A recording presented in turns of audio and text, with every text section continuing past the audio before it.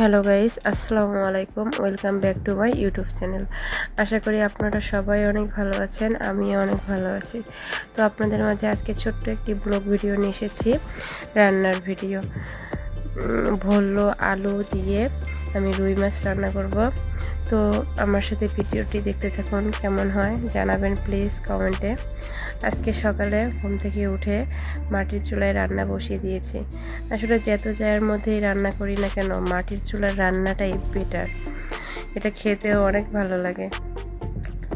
তো যেহেতু আমি আর আমার ছেলে সিজান আর ছোট ছেলে শেহজাদ, ও তো খেতে পারে না, মাত্র 6 মাস বয়স।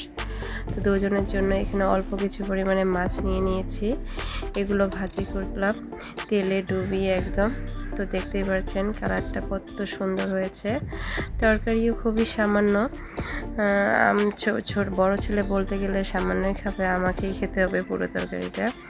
তো এই যে তরকারি উঠিয়ে দিয়েছি, ভোল্লো আলু, এর মাঝে এখন মাছ দিয়ে দেব। ভিডিওটি দেখেন।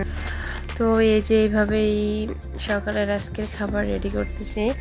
তা ভাবলাম যে ছোট্ট একটা ভিডিও করে আপনাদের মাঝে শেয়ার করি। জানি না আমার এই ছোট্ট ছোট্ট ব্লগ ভিডিওগুলো আপনাদের কেমন লাগে।